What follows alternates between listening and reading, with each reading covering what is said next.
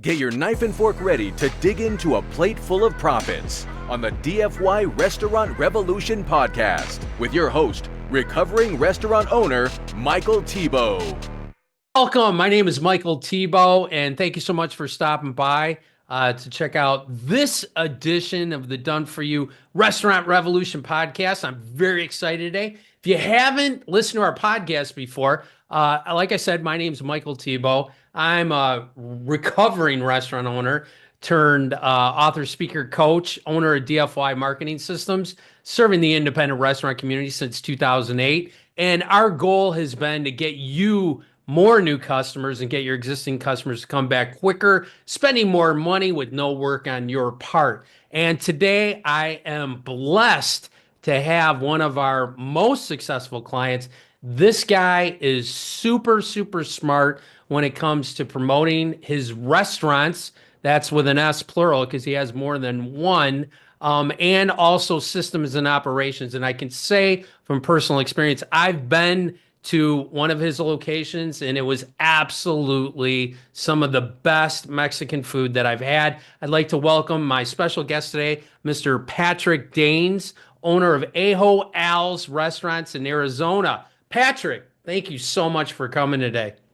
Appreciate the introduction. I don't think anyone's ever said blessed to be in my presence, so I appreciate that, Michael. That's a very nice introduction.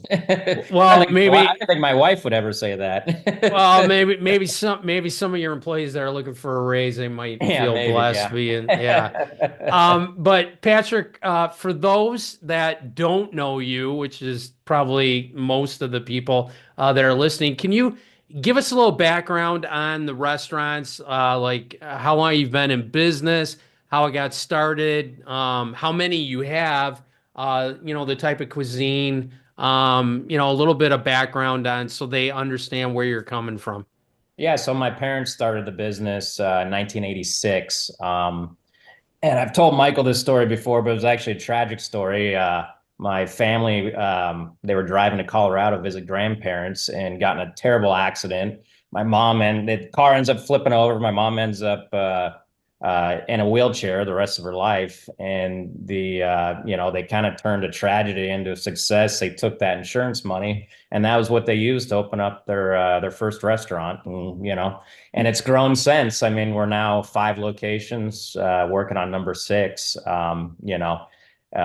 We've kind of become a staple in the Scottsdale, Phoenix, Glendale area.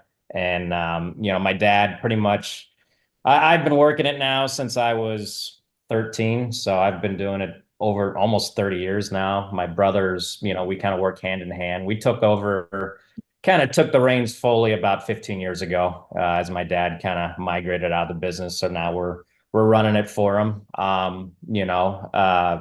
But yeah, I mean, just really fortunate to, be handed the success. And it's just such a privilege to, and an honor to be able to carry on my dad's legacy. Cause I mean, he's been a restaurant guy, he started as a bartender when he was 17, and that's all he ever wanted to do was own a restaurant. And now, he's got, we're running it for him. So, and we also, I mean, how many people you start a business and it's like you have an advisor that has, 60 years of experience you can always lean on. I mean, that's just been an unbelievable asset to always have, so, and that helps, right? It does, and, we've always had a good working relationship as a family, which, I can't tell you how many stories of, just Mexican food chains in our region where the families have just, blown up the business because they can't get along. I mean, where they don't have good working relationships. I mean, it can be very hard. You think, oh, well, it's family, it's this, it's that. Sometimes it ends up being the worst thing that can happen. But luckily, we've kind of been able to find the formula that works for us, and we all get along. We all kind of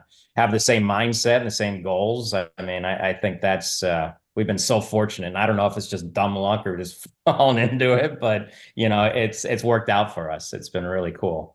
Well, I've known you and your brother Danny for quite a few years, and I don't think it's dumb luck, but I've always wanted to ask you this question too. So, is it just you and your brother, or do you have other siblings? So I have other siblings. We've got a younger brother. He worked the business a little bit. He's a scholar, so he's off to college. He's like one of those permanent students. He's doing that. I have two older sisters that briefly worked it, but they never had really any interest to get into the business. So, my brother, Smart. yeah, I know exactly. Yeah, they were the smart ones, stay out of So, it. so it's you.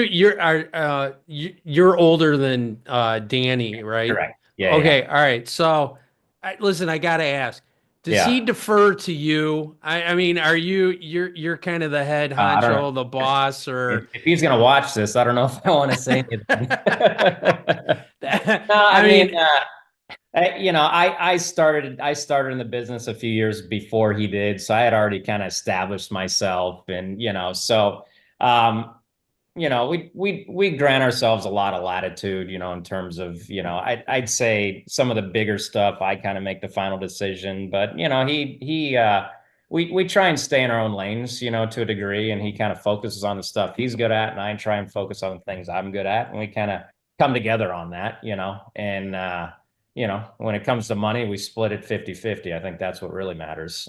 So yeah, no, that's true. yeah, But and we that both that work is, hard. We both work hard. It's not, I think you can get into trouble when you feel like, oh, someone, he's there, X amount of hours. I'm doing this, I'm doing that, and he's working harder. I'm working harder than him. He's always had a good work ethic. I've always, tried to, maintain a good work ethic too. So, I feel like it's a good balance, So yeah. that is a whole other podcast, believe me, how you make it work with your brother. Because I have so many clients that, are working with their spouse, their parents, and it just, people, Yeah. in our group, our platinum group, that just, it would love to know, how that works. And I had a couple of restaurants, with my parents as well. And I always found, if you have this hard line of delegation of duties where, all right, you're handling this and I'm handling this, and we'll meet and discuss it, but, this is my wheelhouse, this is your wheelhouse. And yeah, it's not, what you guys do is not easy. It's not easy. So, Nothing in the restaurant business is easy. You know that. yeah, but when you bring family in, Yeah, it's yeah, that much yeah. harder, man. Well, That is, and I think my dad, to his credit, my brother and I, you're coming up younger, you're watching the restaurant grow, and you think you have all these great ideas, and like a lot of young kids, oh, I know more than my dad, I know this, and my dad really let us, I've had so many bad ideas, over the years, and he let us fail, and he would, we'd come up with these stupid ideas, and he would just kind of keep his mouth shut and watch it play out. And, he'd offer his insight. I mean, if you want to try it, go try it. And we'd try it and it wouldn't work out. And he wasn't ever the guy who'd be, oh, see, I told you so. It's like, okay, let's move on and try something else, So, I mean, but, he's seen a lot in the restaurant business and pretty cut and dry. And he always knew how to make a profit and, and focused on the important things. I think, sometimes coming up in this business, you want to go after the kind of shiny, flashy things. And, it's, you got to try some stuff, but you also got to, you got to stay grounded too. Sometimes too many changes, can really hurt your business. So, yeah, definitely. And I was, on a personal note, very fortunate to meet your parents when we went to the restaurant. And yeah, they're awesome, awesome great people. people. Yeah. Yeah, and that obviously contributed a lot of your success. But something I don't know, in regards to, taking over the restaurants and when you got them 15 years ago. So being, in the hospitality food industry myself, and I started when I was like 6 with my great grandmother catering in her basement, which child labor laws and the health department have something to say about that now. But did you start like, at a young age working in the restaurants, or what, So believe it how'd or you get not, involved? Danny's favorite thing to do when he was like 4 or 5 years old is they'd get a milk crate. He'd stand up on it and do the dishes in the restaurant. I mean, it'd be like a Friday night. He'd go back there and start spraying it straight. It was like, I mean, he like loved it, So he was born into the business, I mean, that was his whole deal. And dishwasher would just sit there and laugh. Yeah, you can do my job. And he'd sit there for hours and clean dishes like it was, he loved it, So but no, I mean, we all start at the bottom. I started out as a busser, host. My brother, same thing. I worked as a server, worked as a bartender. bartender, and on and on and on. I worked the restaurant for 7 years before I got into any type of, position of authority, so Wow. it was part-time years. It wasn't, I was going to school, going to college at the same time. And then once I graduated from college, I, got into it full time. So, but, I never thought I'd get into the restaurant industry. It wasn't my goal. But Danny, he's never wanted to do anything else. That's the only thing he's ever wanted to do was be in the restaurant, So Wow. he's living his dream. It's, and every once in a while, when things are going right, he gets to go wash dishes too. Oh, I'm gonna have to razz him about that one Yeah, now when I yeah, see him next. That's so cool. So you said you have 5 locations? yeah, yep. 5 locations, number 6 on the way. Number Yeah, 6 on the way. yeah, We'll talk about it in a second, but one of them yeah, is in an airport, right? yes, You counted that yes, one in the 5? yeah, Because I know everybody listening to this is like, oh, I've seen the restaurants in the airport. And I have clients, I have 3 clients that have them in airports. They're not necessarily what you think they are. So I'll ask you about that in a second. But I mean, we both know, being in the restaurant industry, hospitality industry for so long, it's extremely competitive. And before we jumped on this interview, we were talking about, new restaurants coming in, and, how you got to be careful that, because your customers are human beings. They want to see the next shiny object, and try it as well. But, last year, the past couple of years with the economy, coming out of the pandemic, there's been a lot of obstacles for restaurant owners. Can you give us an idea about one of the big obstacles that, you face as a restaurant owner, or that you see, coming, and how you overcame or planning on overcoming that challenge? yeah. I mean, I think a lot of it, is managing expectations, because we're getting to a point where, with wage increases, you got mandatory minimum Mm. wage increases. I mean, rent increases. Obviously, everyone's seeing food cost. I mean, so we're at a point where people are pushing back, or, I've raised my prices almost, I mean, the last 5 years, I mean, in the 30-40% range, but my costs have, been in line with that too. I've seen them raise as much. So, I think, if you're going to raise those prices, you're going to have to start adding value to your product, your service, and really manage those expectations. People are still going to be out there to spend money, but if you're not giving them a good product, if you're not providing, exceptional customer service, you're not going to survive. I mean, that's the bottom line. I mean, so I think, as restaurateurs, we just have to stay on our game, and, yeah, we're gonna have to charge more. I mean, because we're, it's slim profits all the time, and, we have to maintain that. But, we're gonna have to manage expectations to where we're, really just giving all our guests a wonderful experience every time they come in, and not making cuts. I mean, in quality, and not, really, really focusing on level of service and customer service. Yeah. Yeah, man, it's become we were talking, these new restaurants that I went to. Half of them, what they were charging, I felt like they over delivered with the food, with the service, with the atmosphere. The other half were like, that's a little pricey. And with the economy the way it is, people are more discerning with their disposable income. So if you're not providing, and I call it perceived value, versus what you're charging, if that perceived value isn't higher than what you're charging, people are going to go somewhere else because they have way too many. I mean, they got choices Yeah. galore nowadays, corporate and independent. That's a really, really good point, Patrick. And, and, and I think, through the pandemic, a lot of restaurants are short staffed. I mean, you're struggling with a lot of those issues. That's kind of changed, where the staffing's gotten easier. And I think people are willing to, kind of look the other way when maybe they came in, they didn't get a great experience. Like, oh, they're short staffed, they're coming off the pandemic, they're this and that. And now they're coming in, it's like, oh, he's bumped up his prices, $3-4 an entree. The restaurant down the street's fully staffed, they're giving great service. So you've got to, I mean, the kind of goodwill, post-pandemic is over with. It's people are coming in, they're paying a lot of money, they want a great experience, and you better deliver it. You better, like you said, over deliver. Yeah, yeah. Yeah, And it's not just you can get good food anywhere, yeah, right? I mean, yeah, it's all about the experience. It's about yeah. the service, it's about the food, it's about the atmosphere. And then it's the one that funny, I went to these new restaurants, five new restaurants. Not one of them asked me for my contact information to follow up afterwards or asked me for a review. I had nothing. Well, they're So, dropping the ball there. yeah. The key is what type of relationship you can build with, your customer base. That's how, that's your distinct advantage over, the new shiny object or the corporate. So really good point. Thank you for that.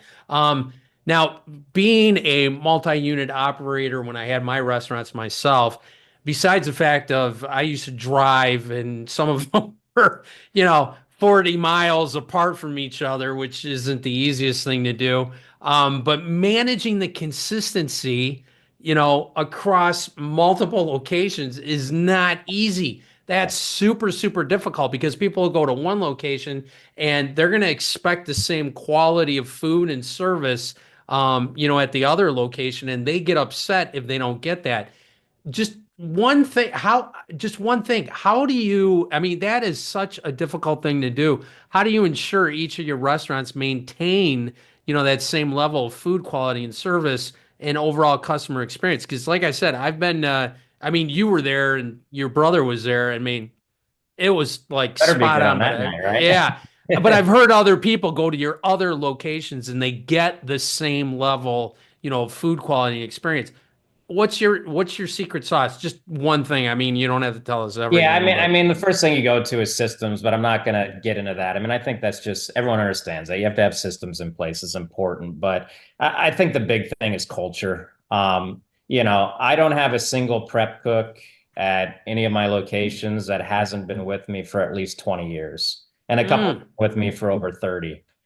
you treat wow. you treat people right. You have the right culture, and you treat your employees like family. That's where it all starts. I mean, and it makes my job so much easier. I mean, when I have a cook that's been with me for 30 years and he knows the recipes, the systems like second nature, it makes my job so easy. I mean, these guys, I mean, what they do for me, I mean, it just I mean, it's unbelievable what the work they put in for me. I mean, they're just they're the backbone of our restaurant. These guys in the kitchen, and they maintain that consistency. And then that flowers out to everyone else in my restaurant. The servers, the staff, everyone. I mean, unfortunately, front of the house, we've had more turnover the last couple of years just due to the nature of the economy. But I mean, even in front of the house, I've had servers that have worked for me for 35 plus years. I mean, all my managers, my shortest tenured manager has been with me for 15 years. I got another manager. He started as a busboy when he was 15. He's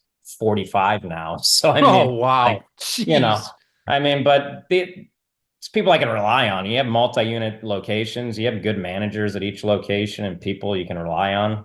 It makes my job so much easier. I mean, it just really does. I'm so fortunate. Well, that's a testament on you and, Danny, on how you treat your staff too. People stick around that long. That's a great testimonial to get other, And employees and I learned it staff. from the best. I learned it from my dad. I mean, Yeah. he came up in the restaurant industry when it was, kind of bare knuckles, I mean, almost like, hey, you don't like it, get the hell out, hire someone Yeah. tomorrow type of deal. But he never had that attitude. He always treated his staff unbelievably well. And anytime they needed something, he was there for them. I mean, so, and I learned that from him, how important that was to be there for your staff and treat them with the respect that they deserve because they work so freaking hard. I mean, it's a tough industry, and I've worked the kitchen before, and I tell people all the time, I'm like, I can't do that. I don't work that hard. I can't, I can't.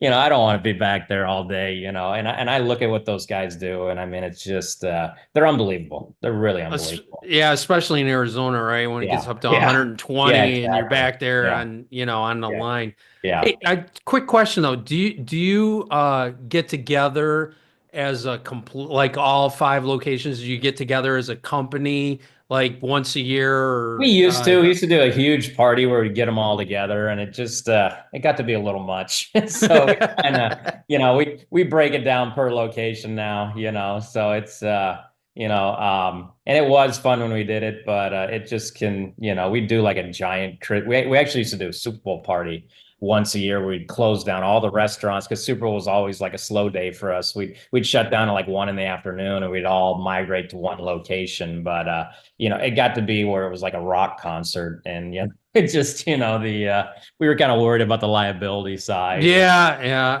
kind of. Same, yeah. So Same thing. We had, I think it was at my high point with the catering staff was like 350 employees. And we had it, the Christmas party at one of our banquet halls, in okay, January, yeah, and did that for like 2 years. And I'm like, yeah, they had way too much fun, yeah, right? And the yeah. liability, I'm like, because we had an open bar, and I'm like, yeah, Yeah, this so is did not we. good. Yeah, yeah, yeah. You There's had a some, line. I don't know what it is when you start getting them from other locations. They like, it like morphs into a whole different type of party. When they're all together, I think they're just familiar with themselves. So nobody's trying to outdo each other. They all know each other. But you get them all, it just turns into something different. So Yeah, it was fun though, it right? was I mean, fun. It yeah, it's was fun. fun, but you look at it the next day Yeah, and you're like, yeah, it's not a good idea. yeah, yeah, Um, yeah.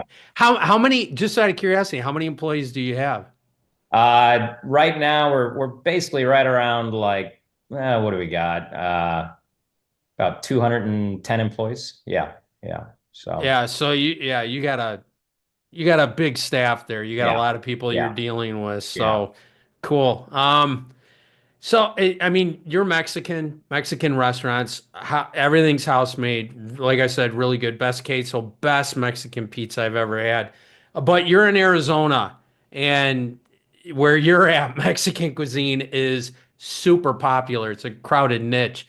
How have you built loyalty with that customer base and keeping from losing?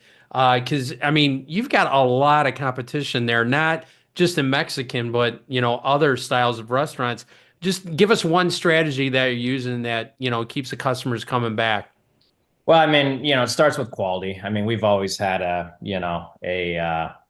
step above, I'd say, kind of our competitors in the market where we use premium ingredients, and it starts there. But we're also, I mean, as we market. I'm amazed how many of my competitors do zero marketing, nothing. I mean, we're part of royalty reward system, so we're sending out mailers to all our customers. Anyone that comes into our restaurant, we're asking them, hey, are you a member of our rewards program? And we're signing them up, so we have their contact information. We can go after them. I mean, we're hitting close to 40,000 members in our rewards program. I mean, so I mean, think about the power that is. I mean, I reach out to 40,000 people every week through an email list. I mean, that's crazy. I mean, you think about what you pay for marketing. I mean, if you wanted, and a newspaper ad or TV ad, and you want to reach, 40,000 people, it's a, and we did that in-house. We did that just reaching out to our customers we already have, and it's been such a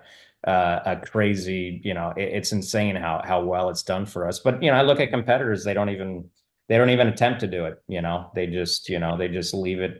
So and there is something to be said for reaching out to prospective customers, but 90% of our marketing is trying to get the people that already know our brand, that love our brand, to come in more often. That's the name of the game. So Definitely. And just a little plug. yeah. Patrick does at all of his locations the red Yeah. envelope, which works for him really well back in January. And what did you? I think you said you ran out of envelopes. Oh yeah, yeah. And it's funny too because, I talk about my dad. He was an old school kind of restaurateur, and his whole mindset was if you got good food, you got good service, you don't need to do any marketing. And he never did any marketing his entire time running the business, which, there is something to be said for that. But the red envelope was the first piece of marketing I ever did in my entire life. And I think the first time we did it was maybe about 8, 9 years ago, and ordered them, put them out, and and then of course January comes around. My staff's like, what is this? I get this red envelope. What the heck's going on here? And my brother's like, my dad's kind of rolling his eyes, and my brother's like, he's trying to stand behind me, but he's probably secretly thinking like, I wonder what I'm going to say to him when this doesn't work out, and January hits and we have a record January. It's like everyone's coming in with these red envelopes. I mean, it's just, they're scattered all over the place. It's just, I mean, it was like every customer had this red envelope coming in, and then like the light bulb goes off in your head. It's like, yeah, we need to start doing some marketing. This stuff really works. And that's where it started, was a red envelope. And, the first year, I think we did like maybe 3 or 4,000 of them. Ran out of them in like a week. We bumped it up to 7,500 this year. And like I said before, next year it's going to have to be probably 10,000 or maybe 15,000, and we'll start, doing it, because we normally hold off too till like mid-December before we start handing them out, because we don't want to run out of them so quick. And we kind of want it to be fresh in people's mind. But, next year it's December 1st to December 31st. I want every customer coming in there with a red envelope. It's just Yeah. it's such a great marketing piece. I mean, it really is. And it's simple and it's genius, it's like, I mean, you create that itch, people, it's amazing how excited people get. I mean, I get people in October, hey, when are the red envelopes starting back up? I go, not till December. It's like, all right, and I mean, I have people hug me as they walk out the door, with a red envelope, it's like, that's probably, it's just, you're getting a free appetizer or dessert or something. It's that lotto effect. Yeah, and Yeah. they're hugging Yeah. me like, hey, nobody else does this. Thank you so much. I mean, and I think it goes back to, kind of what we were talking about too, is exceeding your guests' expectations. It's just giving that little extra, rewarding your great customers and having them come back in, and it works for both of us. It's you're building relationships and you're not boring. You're always Yeah. doing something. Yeah. You got something going on. Yeah. That's why you keep your regulars coming back. And you're, credit to you. You're very smart. You get it and you do stuff. You're an implementer, right? And that's, and you understand culture and what you need to be successful. So to be honest, I think you would be successful, whatever business, if you were a dentist, retail shop, you sold luggage, whatever. You have a good business mind and you understand and you get that, and that's important, especially in this business. You brought up so many good points there. If you're willing, I'll schedule another one of these in a couple of months if we got time. Or we're going to see each other in Charleston. Yeah, there you go. Yeah, we can sit down and, have a conversation. But Yeah, I did want to ask you because I get so many questions about this. And, like I said, a lot of our restaurant owners that are listening are like, yeah, how do I get my restaurant at the airport? Because they all think they're going to make a ton of money, at the airport. And there it's just I think it might be an ego thing, that people look at. But if you can tell us how just quickly how you got that contract at the airport and how it's going and is it easy to run or hard to run or if it's worth it, just yeah. your overall feeling on the airport contract. Yeah, I mean, it kind of goes back to, a conversation we were having is, I mean, I think some of it starts with persistence. I mean, it's funny because, the city of Phoenix, they were redoing one of the terminals and, they put out a press release that they were looking for new restaurants to go in, da, da, da, da, da. And, my Danny was actually the one that really set the whole thing up, my brother, but he just decided, well, let's go attend the meeting, see what they have to say. And we show up and we're like the only restaurant owners there, nobody even, so he starts talking to, there's basically two large companies that run, airports in the entire country now. They have like a monopoly on, airport concessions. One's HMS Host, the other one is SSP America. So my brother starts talking to a guy from HMS Host and wasn't the most friendly guy. And my brother tells him about the concept. Da, da, da, da. He just blows him off like, I don't give a crap about this guy. And so, my brother kind of, okay, let's put her on the back burner for a little bit. And then has a close friend. My brother's really good at building relationships and close relationships with a lot of people. And he's got a friend with another local business owner, and he's telling him the story. And he goes, well, I know someone from the other company. Why don't I, introduce a meeting with him? I'm like, yeah, let's do it, And, at that point, my brother could have just said, nah, let's hang it up. Or we both could have said, we've already tried. We're not. And he goes, nah, let's set it up. And it was just kind of a shot in the dark. And, they come into the restaurant's packed, my mom and dad are sitting there, my brother's running food, I'm helping seat tables. And, these guys they're in their suits and, they see us and they're like, yeah, here's just a good family owned operation. They're just, and, that's what started the conversation. We built it from there.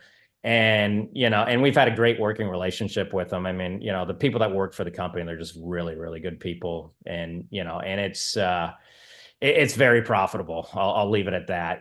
They basically, they take your brand, you basically license the brand to them, and they hire all the employees. I mean, they do the entire build out, and anymore, it's such a specialized industry. I mean, you have to deal with all the federal regulations. I mean, Right. holdouts. I mean, you almost have to be at this point a billion-dollar company to go in there and try and the days of where you're some independent, you can go in there and build it out. Those are gone. You have to be aligned with these two companies. So I mean, they only get a 10-year contract. They go in there and they partner with the brands, and they have to put up all the money up front, build out all these restaurants, spend tens of millions of dollars, and then hope to recoup it in those next 10 years. And if they don't, it's a loss.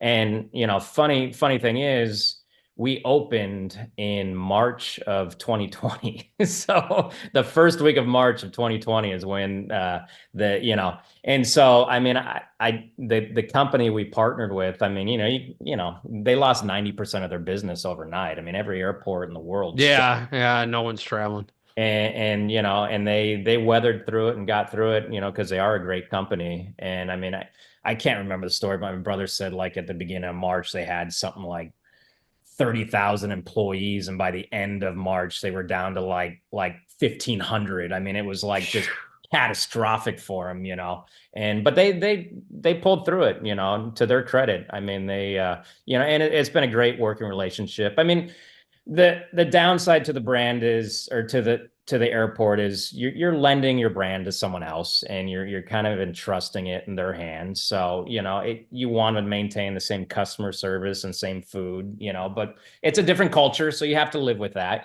But they've done a really good job at managing our brand, and and it's been a win-win for us. I mean, it's a tough business. I mean, to get, we get, a nice little check from them every quarter. That really, it really helps, I mean. Yeah, I was talking to your brother about it, and he's like, "Yeah, I go in there and I pick up the check because but it's a stripped down menu, Yes. right? You Yeah. didn't you give him your recipes? Correct. Yeah. And they have to make Okay, everything in a commissary. You can't make really anything on site because you can't have knives, you can't have any metal, nothing. Everything's plastic spatulas. And I mean, so I mean, you have to manage expectations, but they have done it was touch and go. They really struggled through the pandemic with staffing, with everything else, but they're really on their game now. They're doing a good job. Yeah. Yeah. so you don't supply the staff, you don't supply any of the raw materials or the food. They handle all that. You All that. basically license, your brand and Yep. your recipes.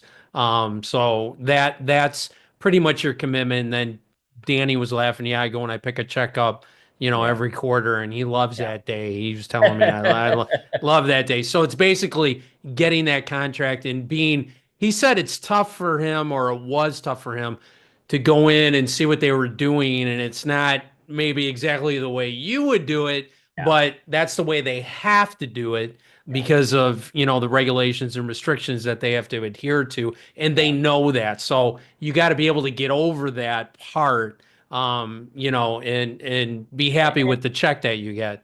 Yeah, and I think it's a lot about, as owners, we need to manage our expectations sometimes. I mean, especially with multi-units, yeah, I want to go in there and I want everything to run perfect, and I want everyone to do things exactly the way I say they should be done and do. But, the reality of the situation is it's not always going to happen that way. And you got to make compromises with, the way things run. And, that's kind of, you have to manage your expectations because they have to go through a lot to get that food out in an airport. It's not, it's not like, Yeah, yeah. I mean, it's, if you saw their walk-in cooler there, I mean, it's like the size of a small coat closet. And they're doing, I mean, if you saw the sales, this little tiny, like kiosk does that we have there. I mean, it's insane the amount of sales they do out of that spot, I mean, so Captured market, right? yeah. And it Yeah, is a captured yeah. market, but So you'd say it's a positive experience then.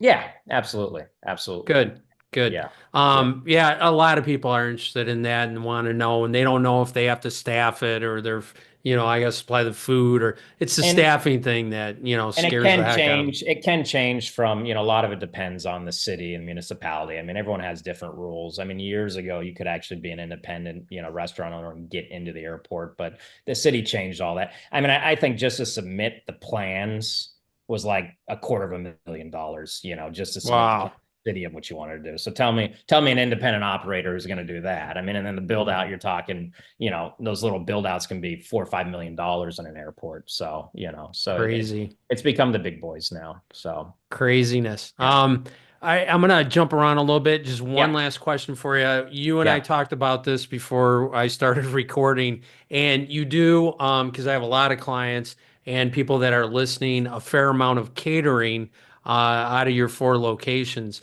and it's grown over the past, year, and it's really starting to kick in now. And we've noticed, post pandemic, that people are starting to come back in the office, and we were talking how are your catering's on the upswing and how you want to, exploit that and, kick it up a notch, put the pedal to the metal and give it some gas, you said. So, why don't you tell us a little bit, about the, type of catering that you do and how, so for just a little background, we created a web page, landing page for the catering, working on a new one, and we do Google ads that drives traffic in his local area, to your website, that people can, fill out a contact form or order from. But how does catering fit into your, food service operation, and, what do you plan on doing,